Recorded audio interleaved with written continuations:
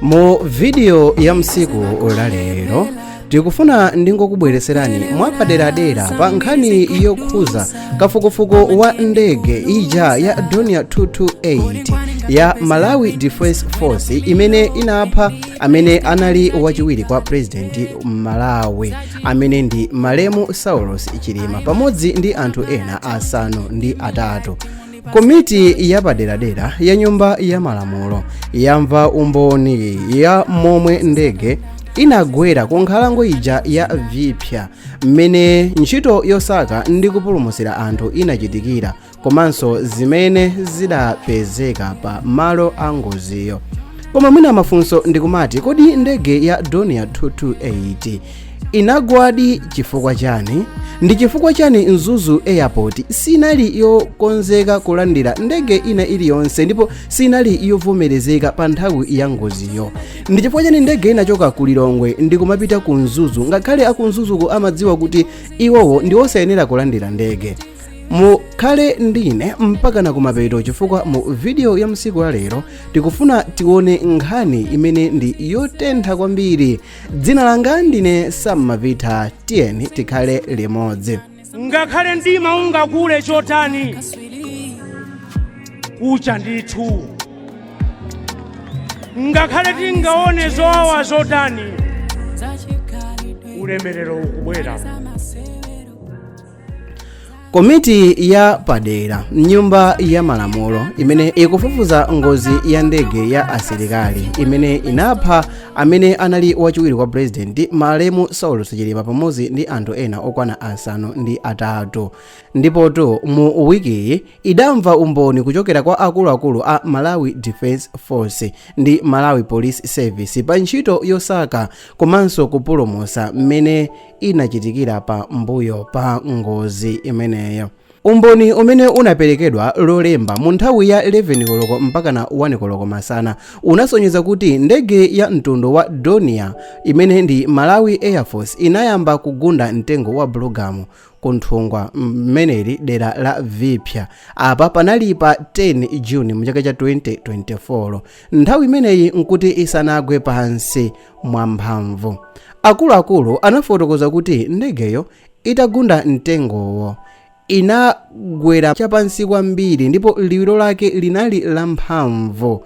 Ndipo pa nthawi imene inagunda pansi ndege kuti iyamba kukwakwadzika sopano ma injini ake awiri anathyoka ndipo chiseko chimodzi chinaduka. Ndegeyo inakankhidwa pa mtunda wa pafupifupi mamita okwana 70 kapena 80 isanayime pa mitengo iwiri. Brigadier General Richard Chagonapanja amene ndi wa MDF amene pa nthawiyo anali commanding officer wa 101 brigade ku Mzuzu anafotokoza kuti iwowo anasogolera ntchito yosaka ndegeyo koma Lieutenant Obedi Mwenebanda limodzi ndi asilikali atatu. Iwowa ndi amene anapeza malo amene ngoziyo inachitikira. Mwenebanda anafotokozera komiti kuti pa 11 Juni mu chaka cha 2024 gulu lake linakumana ndi anthu odula mitengo kapena kuti masoyala amene anawuza kuti anaona malo ena ake amene ankaoneka ngati mwina mwake pa yaka moto mu nkhalangomo. Malingana ndi iye atafika pa malopo anaona kuti ndegeyo inayamba kugunda mtengo wa Bulugamo kenaka inagwera pansi ndi kupanga chikhwekhwerere chachikulu kwambiri. Iyeyo anafotokoza kuti iwowo anaona thupi la munthu oyamba pamene ena awiri anali atakakamira mu ndegeyo ndipo ena anaponyedwa kunja. Ananenanso kuti anayesesa kufufuza ngati panali amene anapulumuka koma sanapeze wina aliyense wamoyo. Komabe kusiyana kwa mawu kunabuka makamaka pa chiwerengero cha anthu amene anakakamira mu ndegeyo. Ena ananena kuti anali anthu awiri, ena amalankhula kuti ayi anali atatu, ndipo mkulu wa oyang'anira amene anali wa civil aviation Charles Matabwa anati ayi amene anakakamira mu ndege analimo anthu anayi. Matabwa anafotokoza kuti apolisi ndi asilikali analibe zida zoyenerera zodulira chisulo cha ndegeyo, motero anagwiritsa ntchito zida zomwe gulu lake linabwera nazo kuchokera ku Lilongwe. Iye anati ntchito yochosa matupi inatenga nthawi yayitali kuyambira 10 koloko wa mmawa wa pa 11 Juni mmene nthawi ndegeyo inapezeka kufika cham'ma past 3 masana, chifukwa cha kuvuta makamaka kuti ukwanise kuwongola zisulo komanso kudula zisulo zina ndi zina kuti atuluse matupi a asilikali komanso anthu amene anali mu ndege imeneyi. Komiti inamvanso kuti ndegeyo inkapita ku Mzuzu Airport imene pa nthawiyo sinali ndi chilolezo chovomerezeka kuchokera ku Civil Aviation Authority kapena kuti CAA. Director wa Airdromes and Air Navigation Standards kumeneko ku Civil Aviation Authority amene ndi Frederick Chisepeya anafotokoza kuti Mzuzu Airport inalandiridwa chilolezo pa 26 Julai mu chaka cha 2025 zimene zikuonesa kuti pafupifupi patadusa masiku okwana 40 kuchokera pa nthawi imene ngozi ija inachitika. Apatu zimene zikuonesa kuti mu nthawi imene ndege imachoka ku Blantyre kupita ku Mzuzu imapita pa bwalo limene ndilosayenereka kulandira ndege ina iliyonse. Iyeyu ananena kuti munthu aliyense amene amapita kumeneko amachita zimenezi pa chiopsezo chake chayekha. Ngati munaonapo mawu ajawo kuti at your own risk, that means kuti Mzuzu Airport singazayimbidwenso mlandu ngati china chake chingachitikire kwa inu.